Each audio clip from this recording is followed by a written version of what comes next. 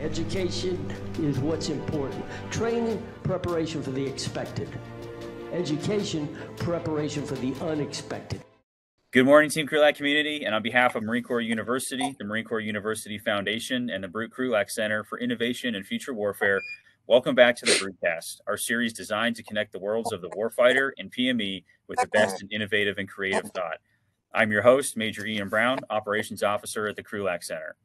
Before we begin, please remember that all opinions expressed here are those of the individual and do not necessarily reflect the views of the Krulak Center, Marine Corps University, the United States Marine Corps, or any other agency of the U.S. government.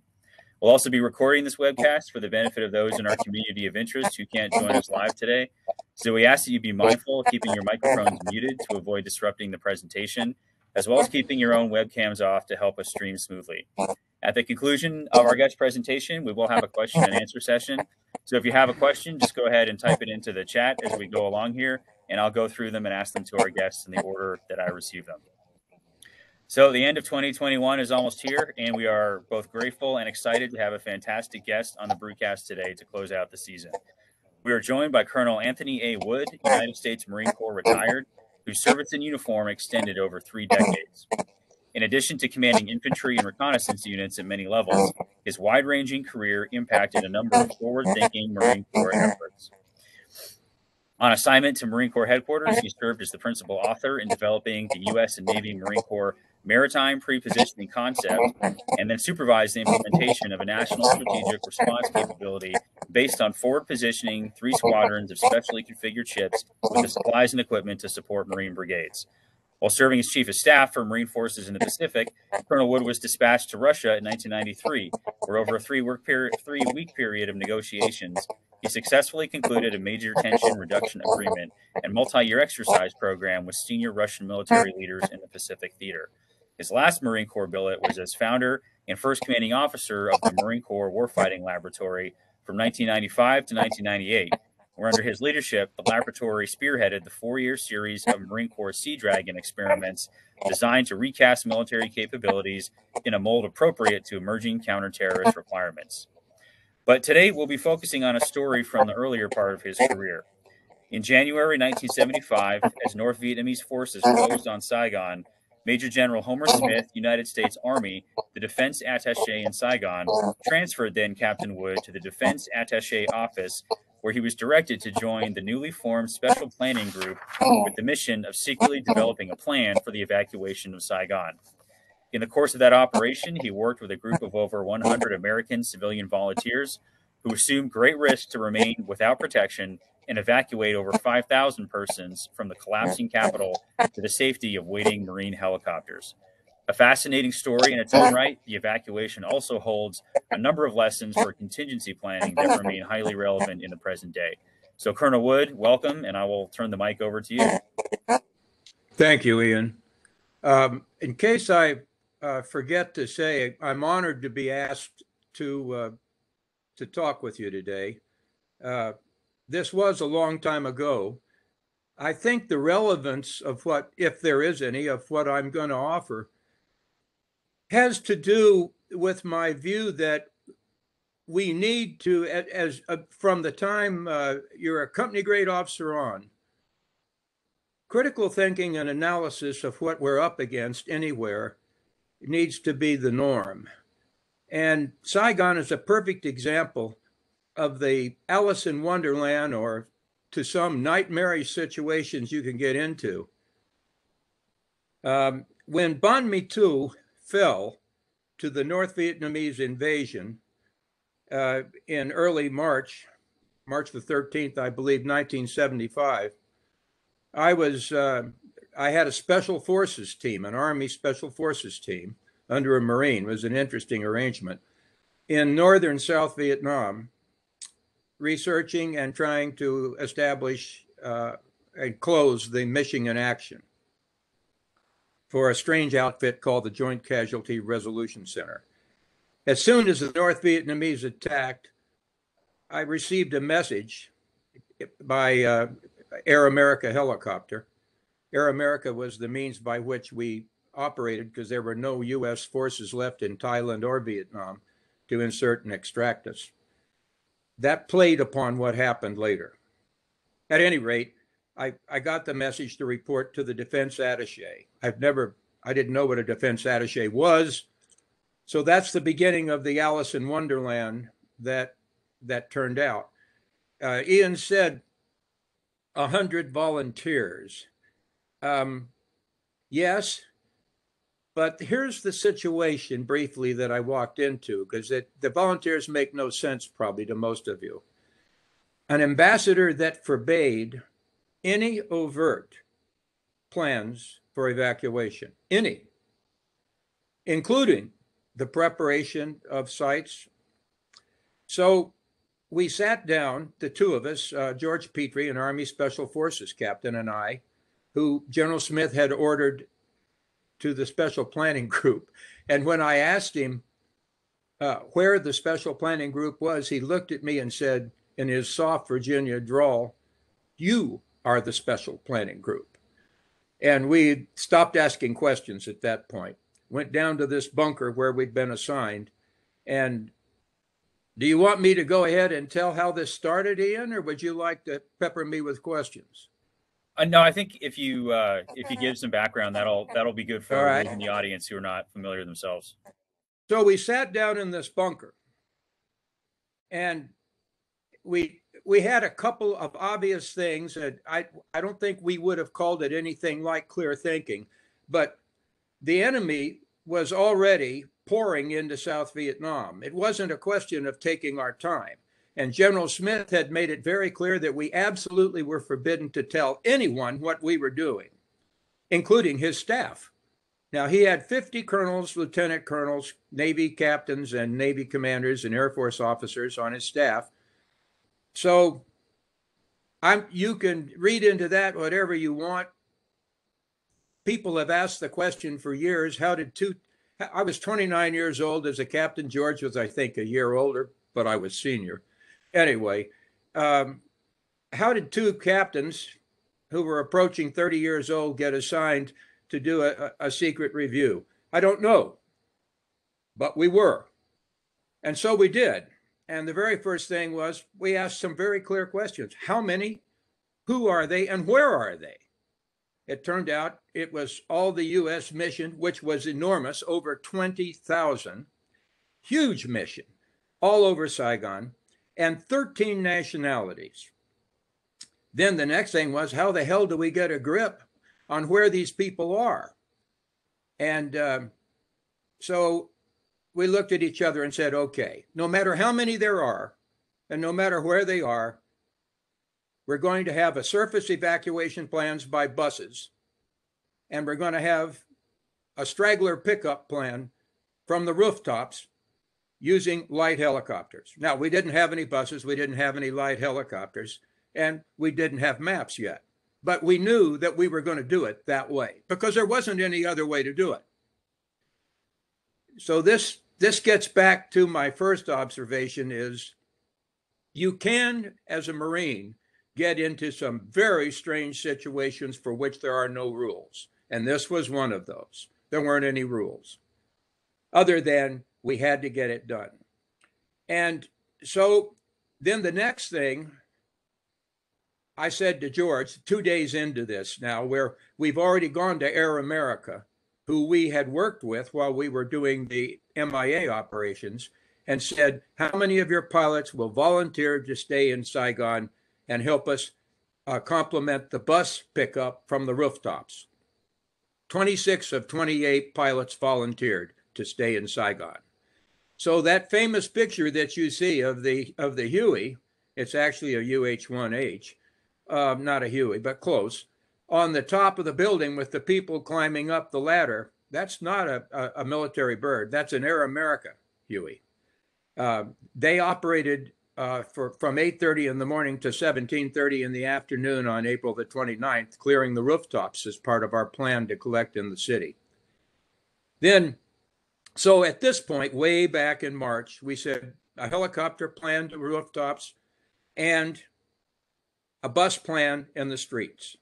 And then the NVA's advance picked up enormously in speed, and they started attacking from the north into Quang Tri at the same time they were attacking from the west. So now they're coming at Saigon in a pincer movement, 11 divisions, armor, and a lot of artillery.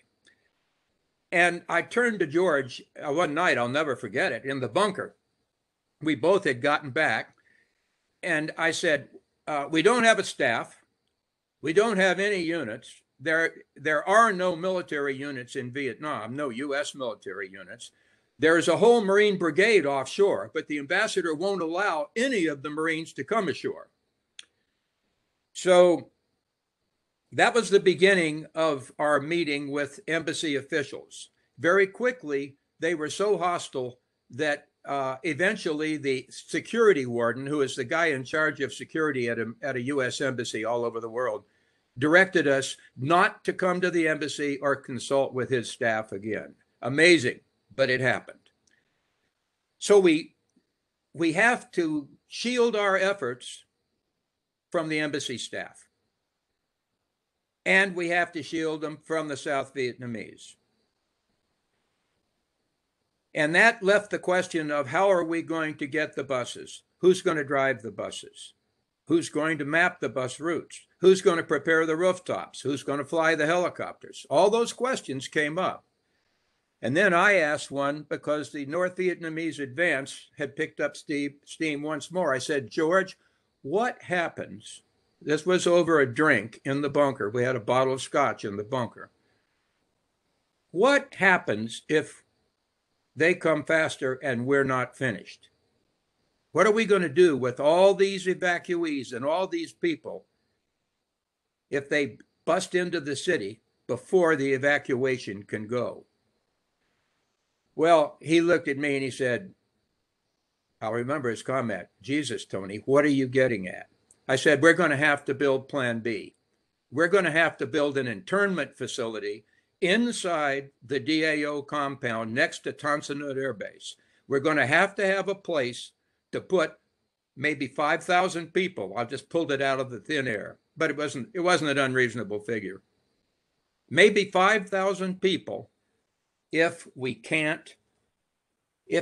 they get to Saigon, if their advance picks up enough speed to get to Saigon before we can evacuate. Well, so we started on Project Alamo. In the end, Project Alamo, a fortified camp, essentially, didn't serve as an internment facility, but it was the key to the evacuation because all of the buses and all of the rooftop helicopters emptied into the Alamo, where the Marine helicopters flew in from the task force to pick them up on April the 29th. It was the staging and reception point. It was the command and control center for the evacuation, and it was the key to organizing and supporting the refugees as they were brought in from all over the city and then gathered in sticks for evacuation to sea.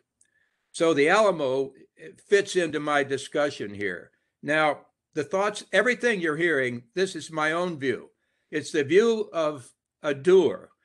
We were assigned to review, to plan, and nobody told us that we were going to have to execute. But after a little while, there was no other effort. Now, Marines will fill vacuums, and we couldn't find anyone else that was preparing. And eventually, all the questions were being asked to DAO, and some of them directly to George and I. Where do we go? When do we do this? And so forth. So George looked at me and I said, we're going to have to get our own workforce, George, and there's only going to be one way to do it. We're going to have to go secretly. I don't know how we keep it a secret because eventually it's got to come out. We're going to have to recruit Americans who will work at night and help us. And so we did. And we recruited a force that eventually exceeded 100 people, but it kept changing because people got ordered out of country. And they drove buses, they armored buses with flak jackets to protect the participants. They manned rooftops. They learned to control a helicopter landing site on a rooftop with only 4 hours of training.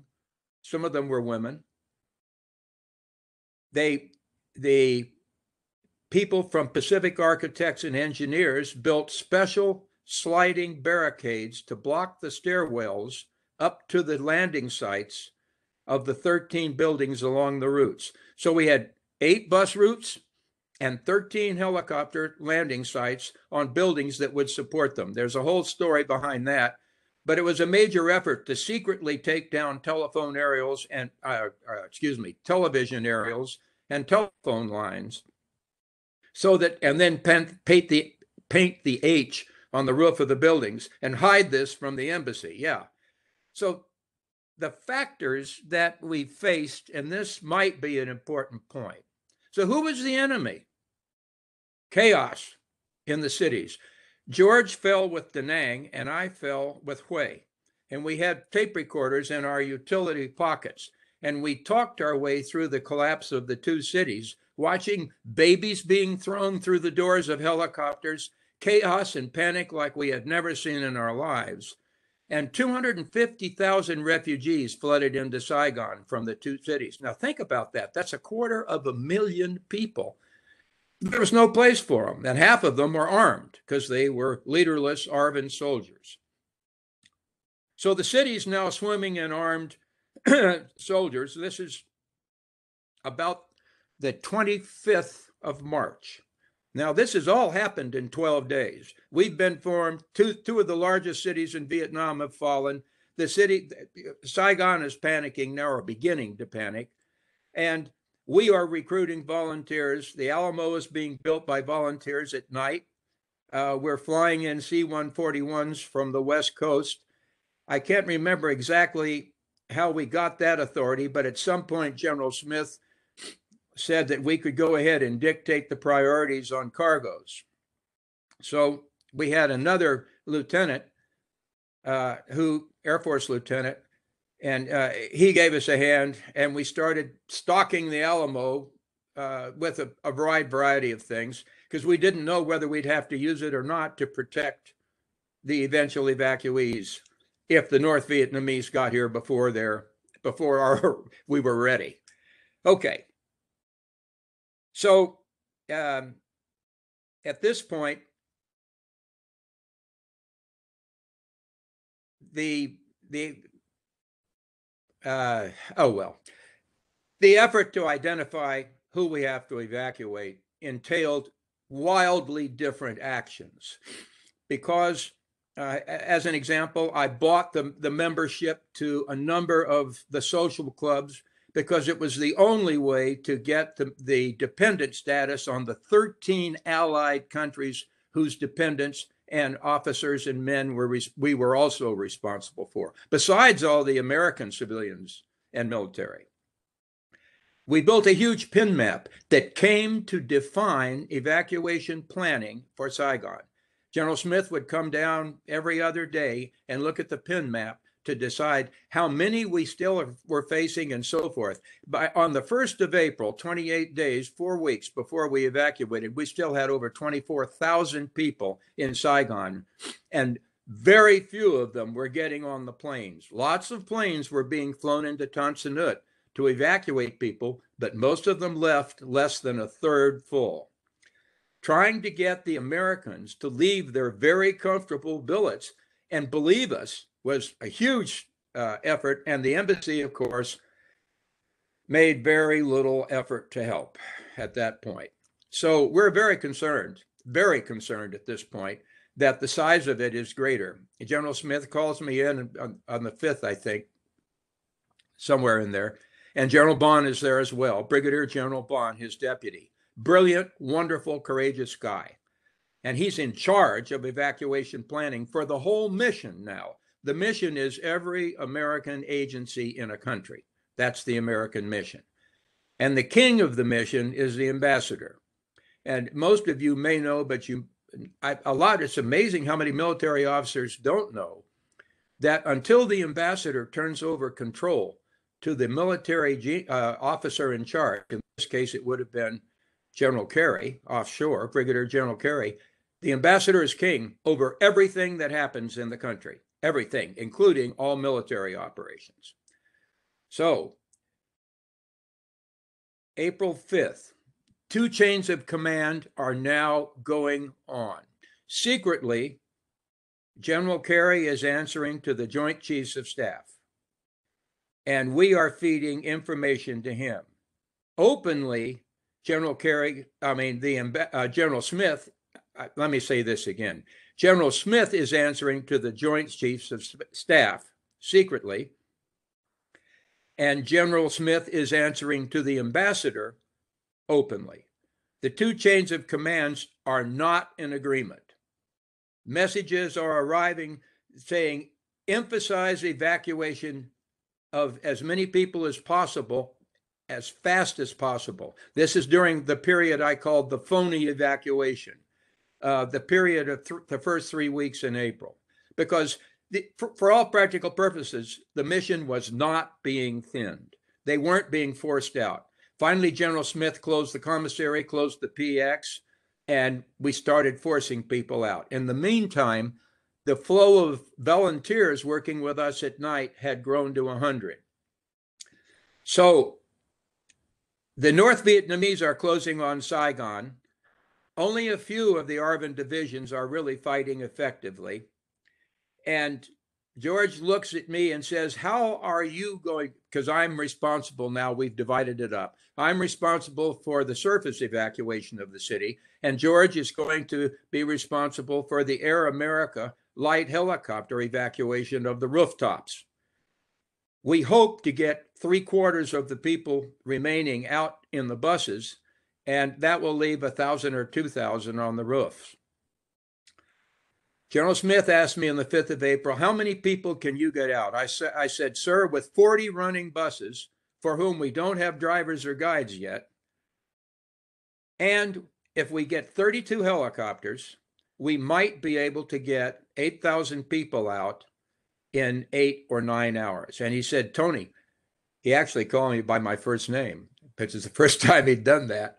He said, Tony, we have many more than that. I said, sir, we do not have the assets ashore for any more than 8,000 or 9,000 people. And that's assuming we somehow find a way to protect the buses. And he said, what kind of protection are they going to need? I said, well, they're going to need protection from snipers because they will be shot at. They're going to need protection from rioters because they will attempt to tump them over. We know from our day and a half each in Da Nang and Hue, which collapsed with wildly wiping out streets, just incredible rioting, that we're going to have the same in Saigon.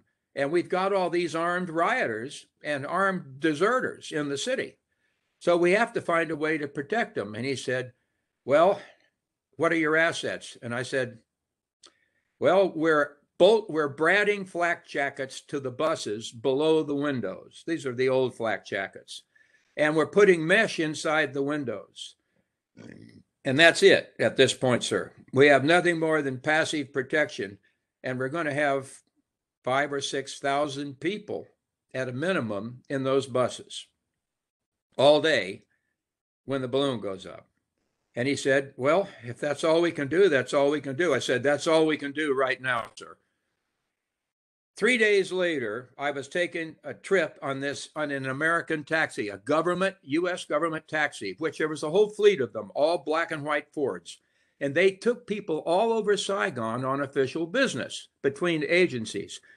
And I happened to see the taxi driver reach down and fill out a chit when he picked me up. And I said, where do you save those chits? And he said, oh, yes, we have a warehouse full. Everybody brings their chits in at the end of the day. I went to the warehouse. Now, I was later charged with threatening this guy, but I didn't threaten him. All I did allow him to see my .45 in its holster, but I did allow him to see it. That's not threatening. And I told the guy at the warehouse that we were commandeering the records for the last 90 days. And we went in and took the boxes out. And we flew them to Thailand in a U-21 that the CIA had given us on loan and a pilot. So we had a bird that we could use. And in Thailand, we had the computers that had planned the campaign for the prisoners in North Vietnam. And they took all of these taxi records and they ran them through the computers and built a population map. And it was the first active population map for Saigon. We used it for all kinds of things. Well, the situation got very bad on the 9th. General Bond was arrested by Marines from the embassy and flown out of the country. This is the deputy defense attaché and the guy in charge of evacuation planning in Saigon. He's now been flown out by the ambassador. He released a message which he thought the ambassador had approved,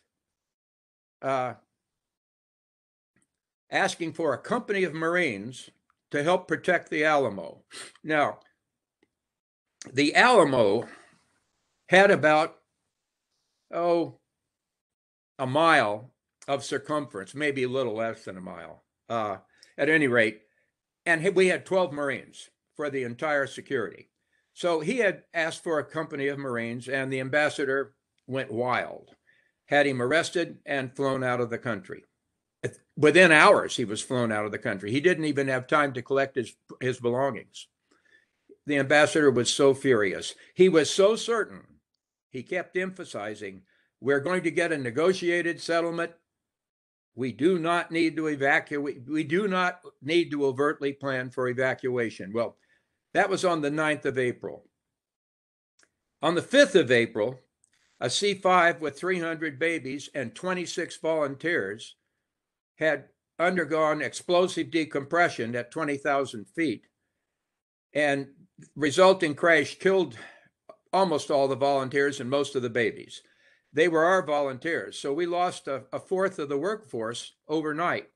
And can you imagine the impact on the remaining volunteers when the 26 of them are suddenly dead?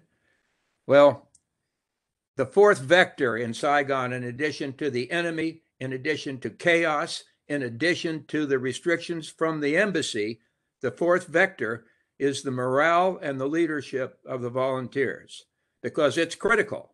There is no one else. They are doing all of the work. They're preparing the rooftops. They're learning to drive the buses secretly at night, not very far, like 12 feet or so, forward and backward. That's all we could do. They had to keep it secret. They're training for the rooftops. They're building the Alamo. All of this is being done by American volunteers between 50 and 60 years old, more or less. I had to find a way to protect them. So here's how the plan went.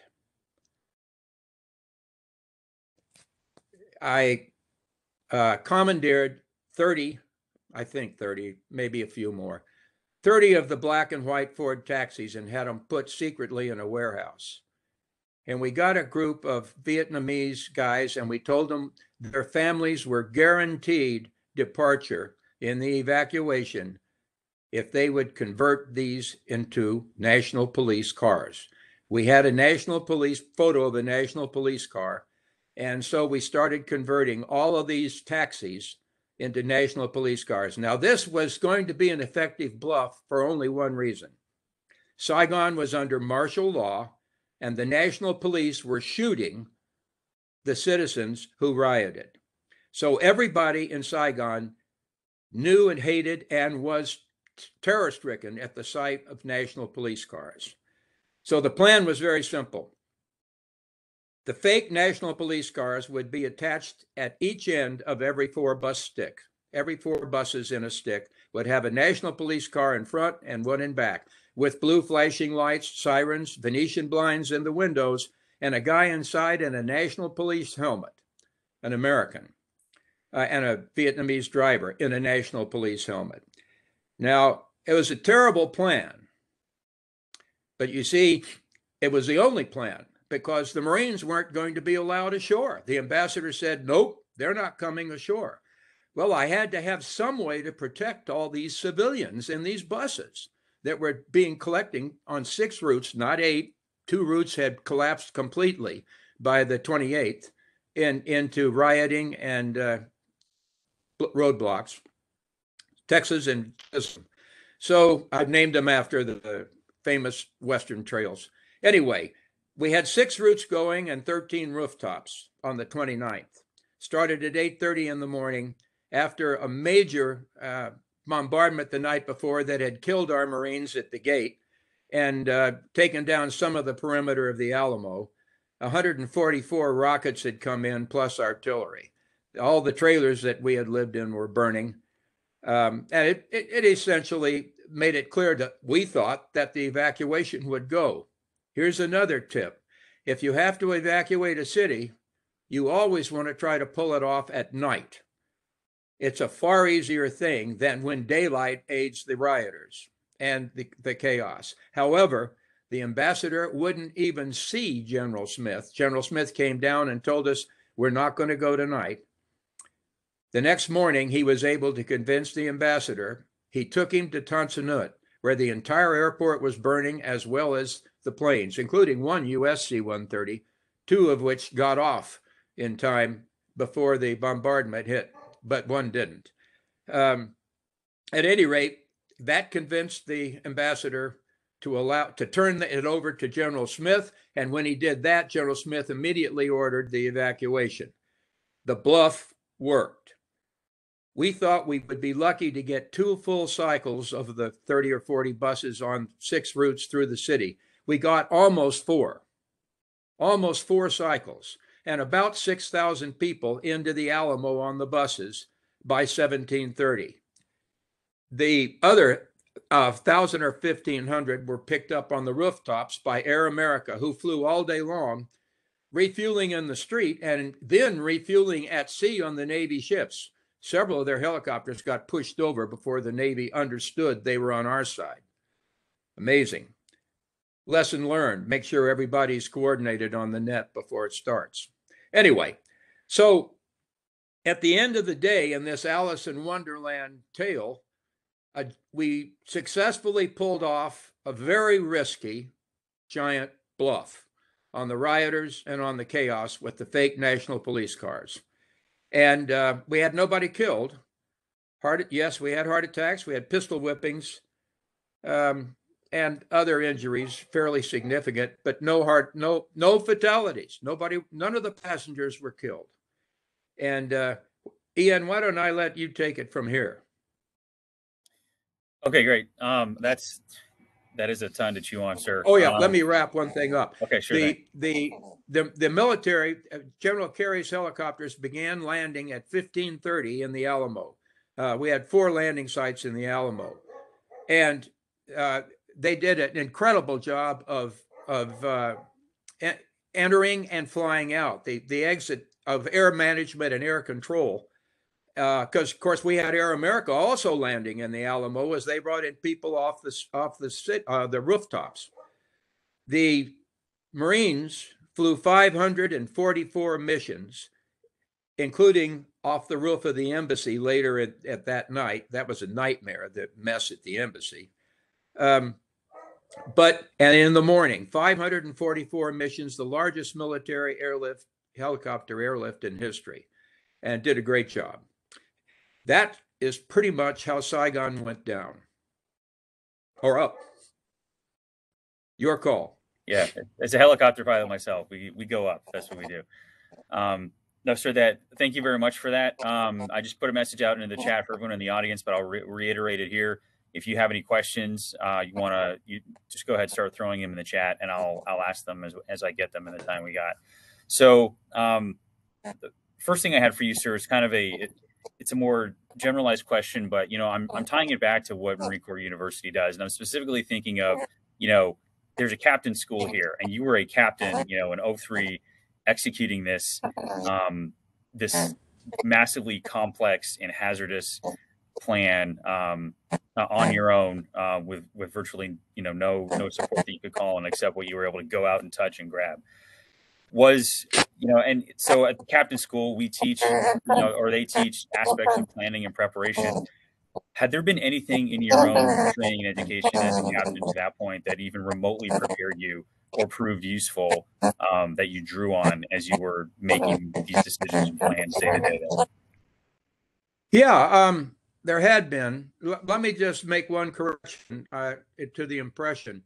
We had a lot of help beginning a week before the evacuation.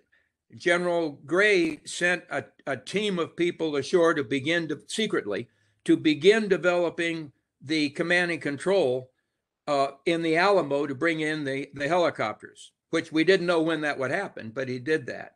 And he loaned us a lot. And then we had now Major General Livingston, retired, spent 24 hours with us in the Alamo, trying to make sure that we had the landing sites and so forth squared away. So at the very last minute, illegally, and despite the ambassador's ban on it, General Gray had flown in, or Colonel Gray and General Carey had flown in a couple of senior Marine officers to assist us, because they knew that once the helicopter and the lift began, we'd have to have a tremendous amount of command and control. So they even put a sandbagged position where Lieutenant Twitter lay down on the roof of the Alamo, coordinating with the helicopters. It was amazing, but he did a good job. Okay, so I wanted to correct that. We did get a lot of help at the last minute, fortunately.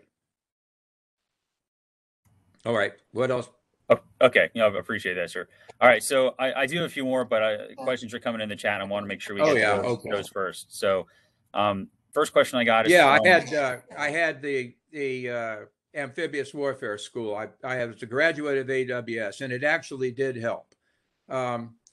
It would have been a lot better if they'd had a course on clear thinking and a mission analysis, because the truth of the matter is captains are smart. And, they're underutilized, like most young Marines, vastly underutilized. They're much more capable, I think, than we give them credit for.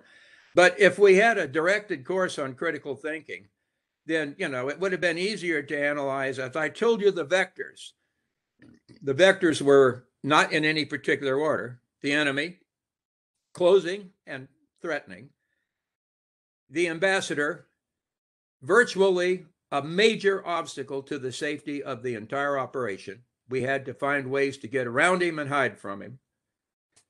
The chaos in the city, and the morale of a volunteer force on which everything depended. That's what I spent my nights thinking about.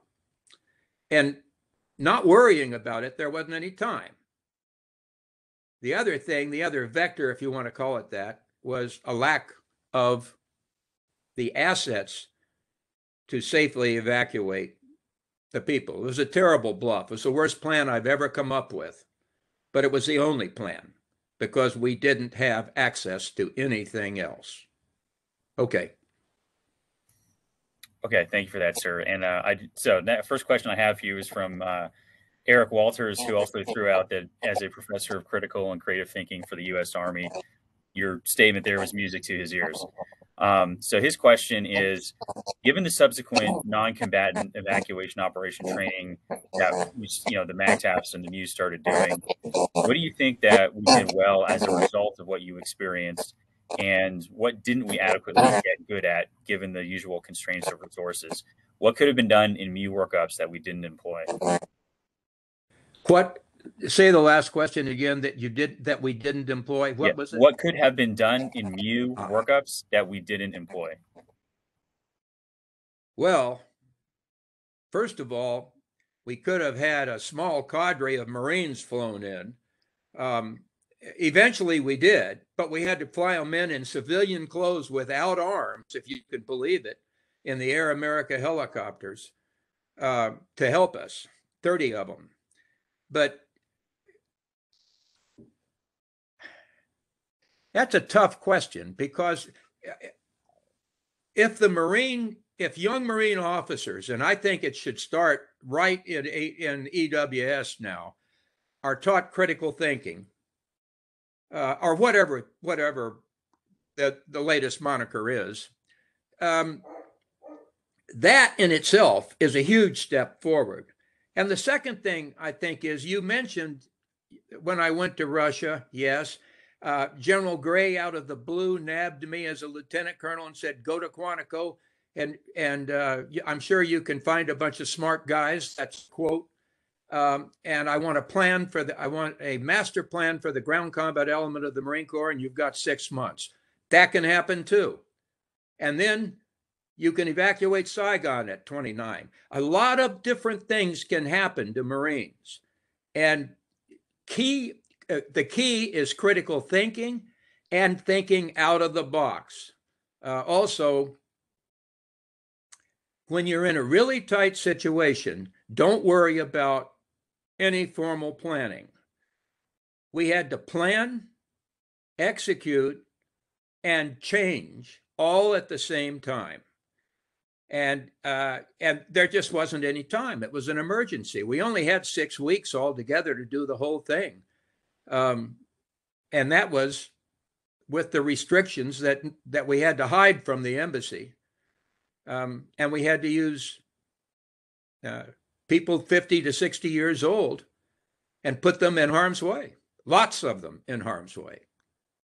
And that decision was among the toughest, because you see, when I sent those buses out with those fake National Police cars, can you imagine what would have happened if a real National Police car had uncovered one? They would have shot them on sight and then gunned the buses. They were shooting their own people. They wouldn't have hesitated to shoot fraudulent National Police cars. But without them, we never would have made it through the barricades and the rioters. Take your pick. All right, great. I know I didn't give him the answer he wanted to hear, but I'm not sure I know what the answer is. Well, I mean, there may not be an answer you wanted to hear. It's just finding out what was done or what wasn't done from your. That's true. It's a good question. Okay, so next question I got from Visalji Odedra, who's been with us before on these things, so good to see you again. And the question is, when coordinating aeromedical evacuations, what was the most difficult factor for yourself and the teams? Well, the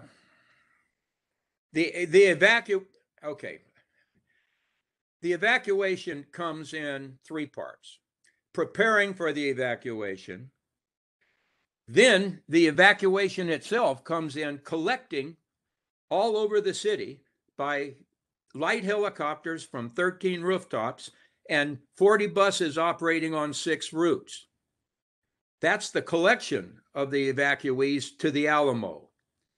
Then there is the evacuation from the Alamo in CH-46s and CH-53s from 4 landing sites to the task force.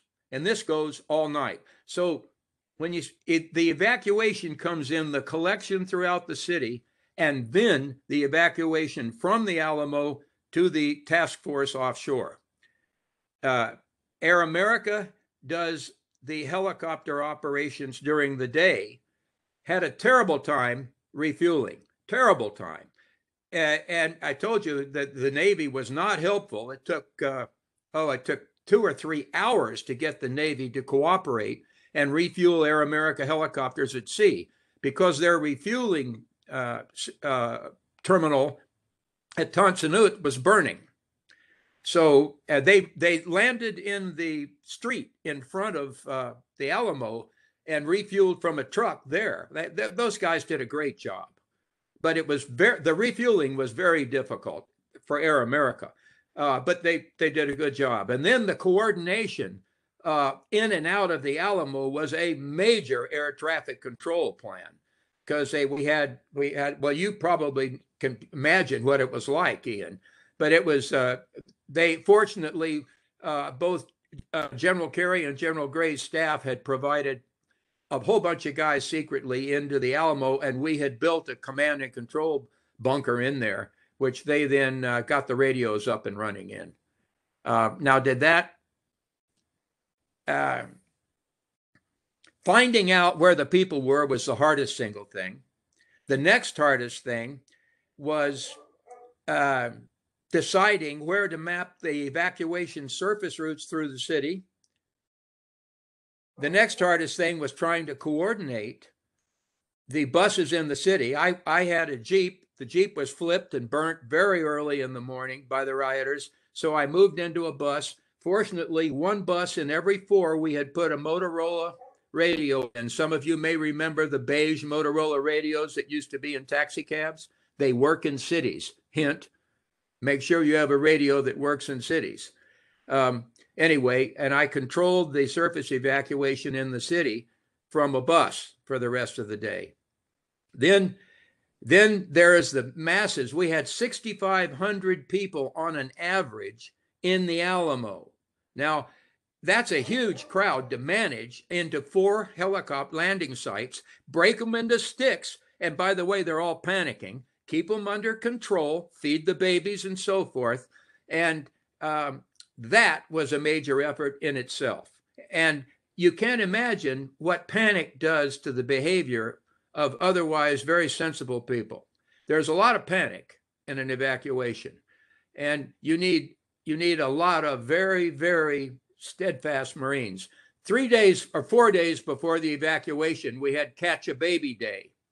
And that's when, for some reason, about the 22nd of April, I think, they had a big panic all over around Tonsudet, and they started throwing babies over the wire. And I yelled to the Marines, drop your weapons and catch the babies. They did. They didn't hesitate. And to my knowledge, they caught every baby. We had about a dozen new people inside the wire, very young people then. Anyway, so what was the most difficult? They were all different, very different. And that's another thing. It's not just herding them to one site. You may have to herd them, as I said, we had 13 landing sites to which people had to go to. And what we had learned by going up and falling with 2 collapsing cities was that the very first thing the rioters look for is a helicopter landing site. So what do you think we did? We went to Pacific Architects and Engineers and had them build sliding barricades that at night we moved into the stairwells of all of those 13 buildings. And they could pull those over to block off the stairwell once the landing site was occupied. And of course, that would make it unusable by anyone else, but at least it would block the rioters. So I wonder if that's the answer to the question. There was a lot of coordination of different kinds, most of it without sophisticated radios. Make sense? Yes, sir. And I imagine it'd be hard to pick one thing that was difficult because everything was difficult in its own way. Yeah, I'm not sure that the hardest thing of all was figuring out how many people and where they were. That bordered on impossible. But we did the best we could. Okay. Well, thank you, sir. So the next question is, I'm going to kind of expand it a little bit because it does, I think there's other flavors to it, but the core question is from Bill Anderson, who is asking, how did you identify the rooftop evacuation sites? I was wondering if you could expand that a little bit to how, you mentioned, like, starting this process, you didn't even have maps of the area. How did you collect the sort of the intelligence and assessment of where, of routes and evacuation sites absent that information? Okay. And we had a leg up there. We first of all went through, we were given 48 hours to review 4 plans about 4 inches thick each. Contingency plans for the evacuation of Saigon that were about 7 years old. The first assumption in every plan was assume the South Vietnamese forces will provide security. Well, that's ridiculous. If the South Vietnamese are going to provide security, why are we evacuating? So we took the routes. We started with the routes, the bus routes. We started with the bus routes that were in those plans. And we said, okay, well, they weren't bus routes. They were routes that vehicles were going to use. And we looked at these and we said, how many U.S.-controlled buildings are along each route? You have to begin with what you can control. Remember the statement I made earlier? If you can't put your hands on it, don't use it in evacuation planning. You have to have control of the asset as you plan. because nobody's going to be able to do advanced planning in a situation like this. You're going to plan and execute at the same time, virtually. So we took these, we looked at the U.S. controlled buildings, phase 1, phase 2, George, and a man named Philippi, who was the operation officer for Aeromedical. George and Philippi, dressed in labor coveralls, went up to each U.S. controlled building and assessed its capability as a landing site. Now, that meant several things. Number one, structurally, could it support a Huey? UH-1H in this case. Most of them are H's, a couple Bell Rangers mixed into that. Then the second thing they look at, of course, is the approach. Then how many telephone wires and television aerials are there? Are there any other massive obstructions that we can't quickly get rid of? Okay, so we mapped them out, and then we compared them to where the populations were billeted. Now this changed. So every now and then the bus routes would get changed because the population changed as it shrank. And the General Smith really tried to move people into the buildings along the routes. It wasn't very successful. Most people just ignored him. But Americans are amazingly stubborn until the artillery rounds start landing in town. Then they're not stubborn anymore.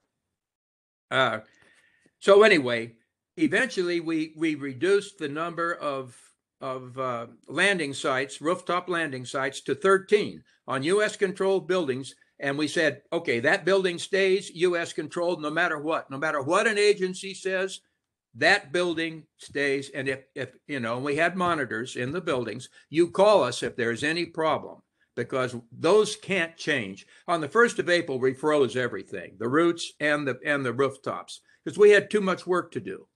And so we had to find the helicopters, we had to find the pilots, we had to find bus drivers, we had to find guides. Hell, we had to get the buses. And so everything's happening at once. And you learn to operate in chaos because there is a certain element of it. I mean, it's not neat. And people get very tired. And volunteers, you don't give orders to. You help them, you encourage them, and you encourage them to help each other. Leading volunteers was one of the great lessons of Saigon for me. Huge lesson.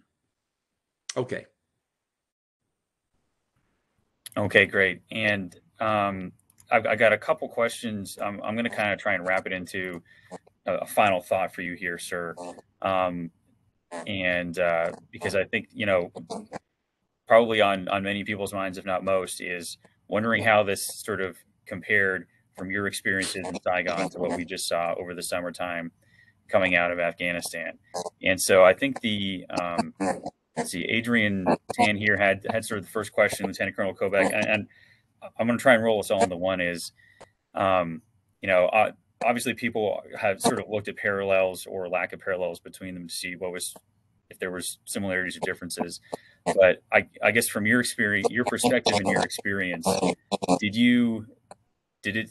you see anything that seemed to, things that you came up with for Saigon that seemed to translate into what was done coming out of Kabul? Or did you see anything that looked like it had built on those lessons to, in the midst of giant chaos, to at least have, improved, been better than the last time that was done in terms of how the evacuations were conducted?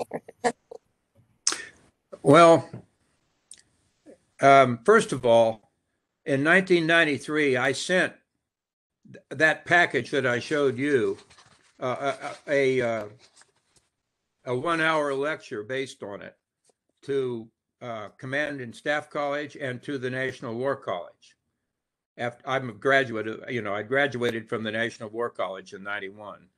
And I sent it to them, and they both came back and told me it was a historic event and would never happen again. And so we are our own worst enemy when it comes to noting lessons and making them really available to the operating forces. Now, that's a very important statement, that last statement, making them available to the operating forces. I'm not going to criticize that operation in Kabul for lots of reasons, not the least of which, first of all, compared to Saigon, they had no time to prepare. I mean, and secondly, where we had carefully decided to base everything on the Alamo, they weren't even given a choice, really, as far as I can tell. And so it's pretty hard to criticize an effort that had to be pulled off almost without planning. And that's what I understand was really the situation. They were told just to go in and do it from the airport. I guess my point is this. Boy, we ought to pull that operation apart very quietly, professionally, not politically. And we ought to pull Saigon apart, and we ought to pull any other apart. I did, just for fun, Ian, I identified 18 embassies or U.S. Entities that I think might have to be evacuated on almost no notice. There's a lot of them out there. This is a dangerous time. And they aren't all going to get saved by special operations forces. Marines are the most admired reaction force the United States public believes in. And they believe in us. So I would say that one of the big problems that ought to be added to the Expeditionary Warfare School is get a team of 2 or 3 captains and tell them to evacuate some city somewhere. Give them the whole situation. Build a game around it. Or give them another kind of situation. But let's test their ability to think through the problem. Like I said, what are the vectors and how do you deal with each one?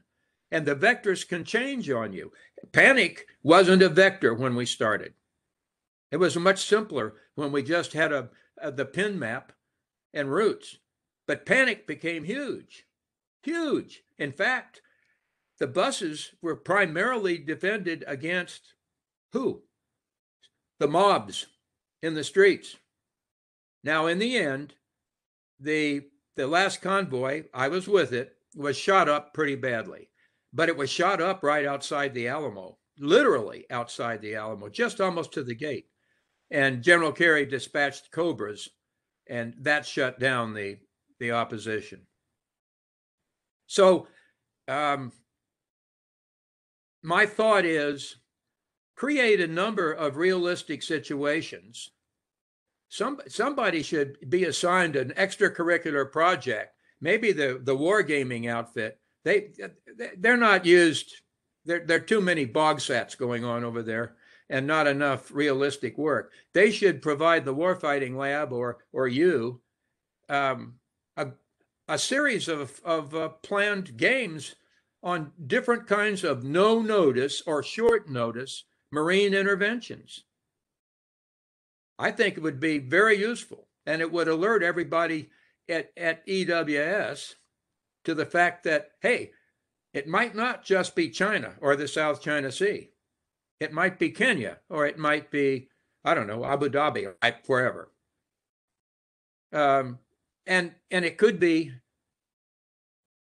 no enemy, but lots of panicked civilians, like Haiti.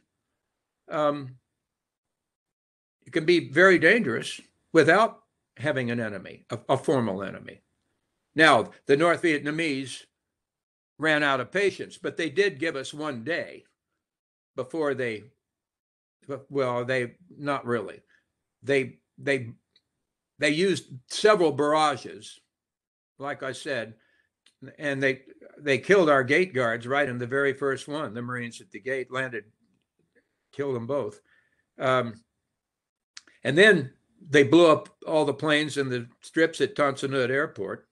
So that was the end of the planned. See, the helicopter lift wasn't the way that the Joint Chiefs wanted to evacuate Saigon. They wanted to go out in transports, fixed wing transports. Well, that ended overnight. Tan Son Nhut was burning.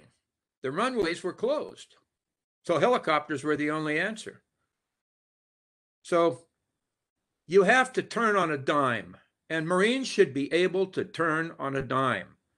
We should be able to do what Randy Gangle and his guys did in Bangladesh, coming out of the sandbox.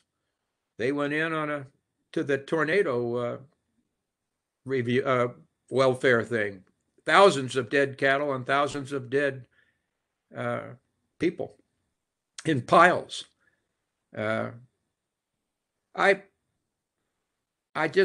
think there is room for more emphasis on planning on your feet, or if you want to call it, executing and planning almost as just a continuous cycle.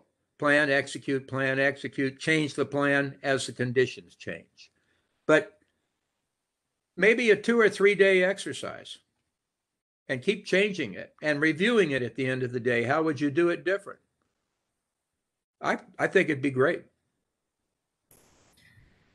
Yeah, well, I will, sir, I'll put in a plug for at least the Krulak Center approach in a couple ways is, getting the knowledge out to the operating forces for starters, having you on this that we're able to share out. I think, that's just a good first step to get your experience and that awareness wider. So, we'll try and do our part for that. And then in terms of wargaming, we do a lot of that here through the center and support the schools.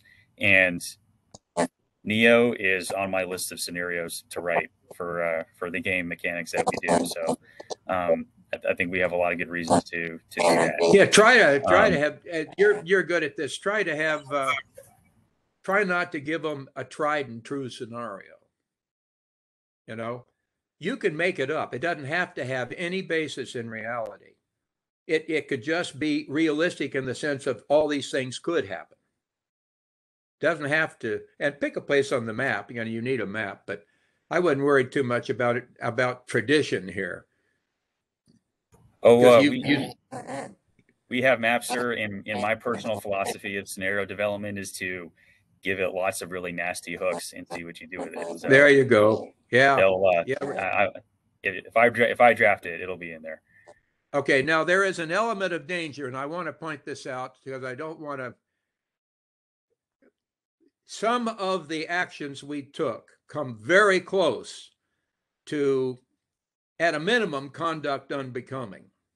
All right. They might cross that line. And we didn't care because there was no time.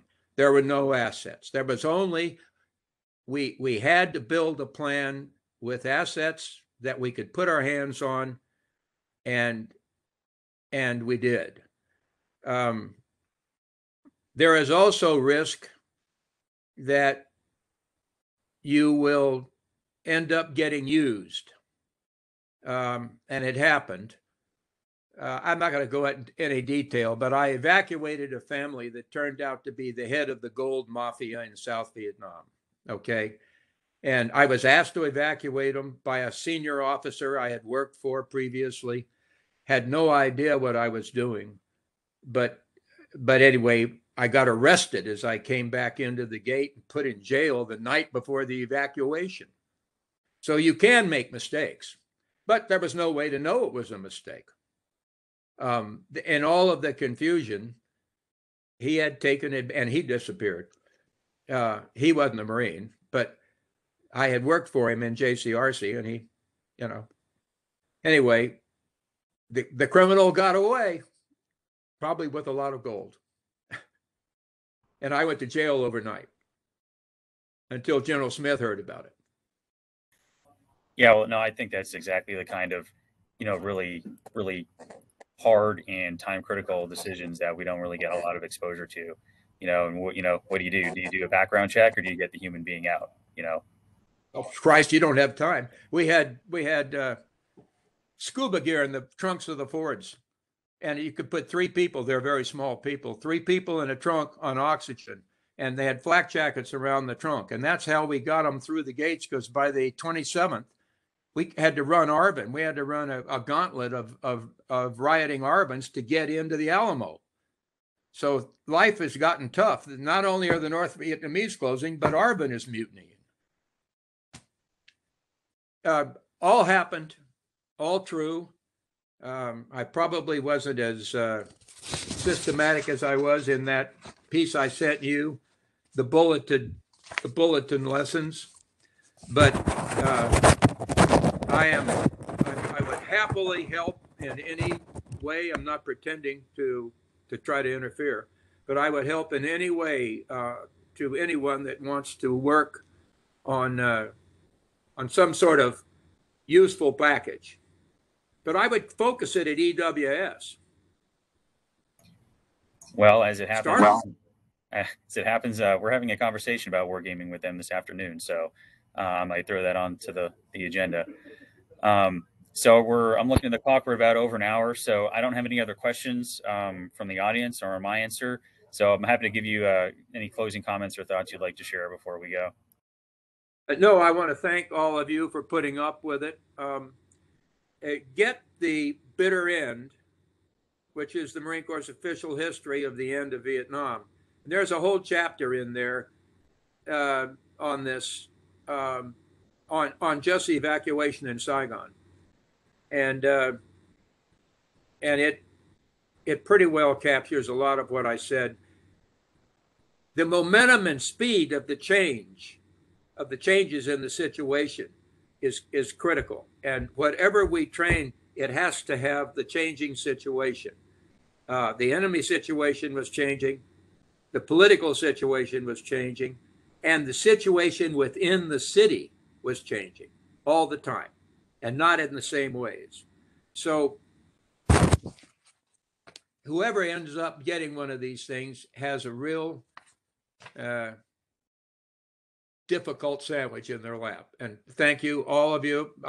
I loved being a Marine on active duty, and I'll be happy to contribute in any way I can without interfering. All right, great. Again, we'll have that offer out there. Mr. Walters just put in a link, and when we post this on our website, I'm going to make sure we put a link to the bitter end in there so people can go directly to it, because it is available electronically. So to Colonel Wood, sir, thank you very much for your time today. And to everyone in the audience, thanks for joining us for our final broadcast of 2021. We are already deep in the programming for next year, so make sure you're following us on social media for those updates. And in the next couple of weeks, we'll be doing some more year in review retrospectives on both the broadcasts, our top website articles, and more. So watch for those and see if your favorite content from this year made the list. And finally, to Colonel Wood, to yourself, and to everyone out there in the Team Krulak community, we wish you and yours a very happy holiday season and New Year, and we will see you all again in 2022. Education is what's important. Training, preparation for the expected. Education, preparation for the unexpected.